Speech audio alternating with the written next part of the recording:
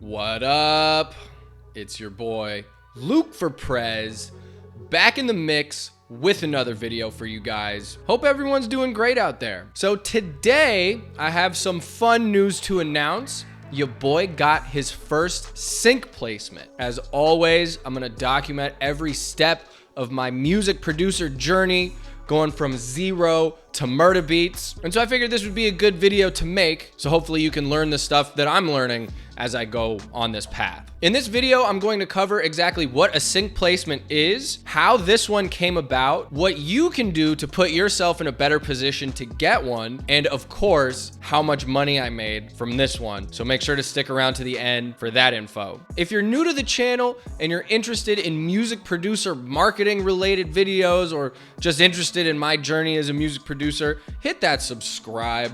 Hit the like, do all the YouTube stuff, and let's see where we go together, baby. Let's get it. All right, so first and foremost, what is a sync placement? A sync placement is when your music is used in a film or TV show or commercial or any kind of digital media. There's a whole subgroup of producers whose main focus is just sync placements. It's not something that I've focused on at all since I started producing seriously in like 2017, 2018, because as you probably know, if you've seen any of my videos, my main goal is to work with big artists. So even though I know that this can be like a lucrative path, it's never been my main focus or something that I actually like sought out to do. Although at some point, I'm definitely gonna start focusing more on this lane in addition to everything else that I'm doing. So how did this one come about? Well, back in late 2019, an LA-based music production and publishing company reached out to me out of the blue. They said they loved my music and they wanted to talk about purchasing a portion of my catalog or potentially the whole catalog. So obviously,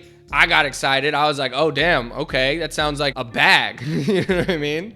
So I ended up emailing them back, scheduled a meeting, actually went in and met with them in person. I'm not gonna say the name of the company, but they've worked on some really big films and TV shows that you've definitely heard of. Long story short, the terms of the deal that they wanted me to sign was basically me giving the exclusive rights to a portion of my catalog of beats over to them. And then from there, they can shop those beats to the music supervisors that they work with on these film and TV projects. What disappointed me was there wasn't like a big upfront fee that I would receive for signing over my beats. It was basically like they get the exclusive rights to shop my beats around, and if something gets placed, they would get 50% of the royalties and I would get 50%. So obviously at that point, I knew I wasn't gonna be signing over a huge portion of my catalog to them on the hopes that eventually something would get placed. But I gave it some thought. I actually showed the contract that they gave me to a couple different lawyers and ultimately decided to sign over 20 beats exclusively to them to own and shop around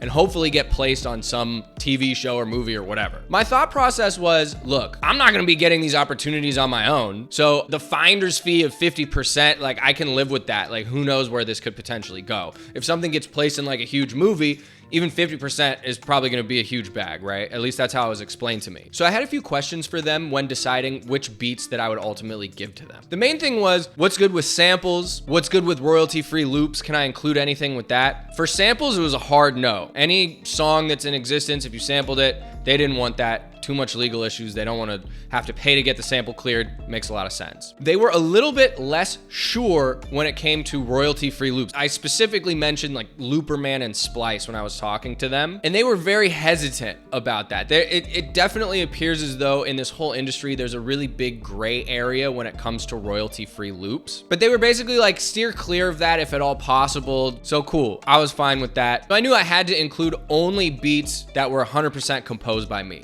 Fine. Now, how did I determine which beats of those I would give to them? I didn't want to give all of my best sellers on my beat store, obviously, because those are already generating revenue for me like instantly without having to wait for a potential placement, who knows when. But I didn't want to give them throwaways either, obviously, because what chance do those have of getting placed? So basically, I zeroed in on 20 beats that I thought were underappreciated, not leasing well, but that I thought were fire, and went ahead and signed those over to them. The deal wasn't limited to those 20 beats. beats. They said if I wanted to compose a brand new beat from scratch and send it to them, they would include it in the same terms that we agreed to initially. So for a while, I would periodically submit additional beats to their team, and I also worked with their head composer, creating a few beats from scratch here and there as well. Once a pandemic hit, things really slowed down, and I stopped communicating with them as often, and after a while, I just kind of stopped altogether and didn't really hear from them for quite some time. To be honest, I kind of forgot about the whole thing by this point. And then the other day, out of the blue,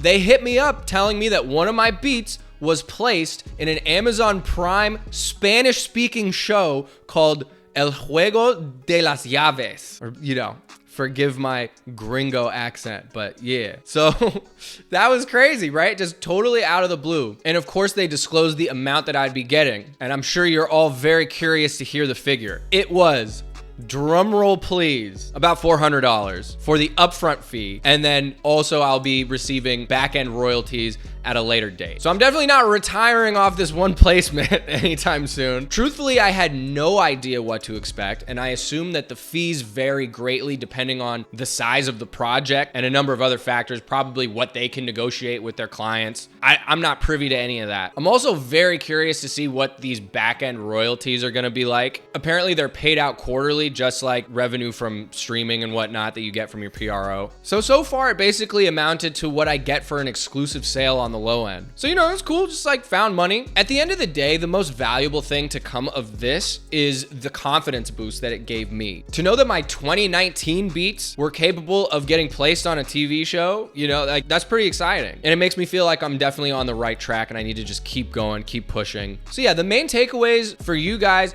again, this is not something that I'm focusing on. This just kind of fell into my lap. So I don't have all of the answers, like how to go out and get yourself a sync placement, right? I can only share with you how it happened for me.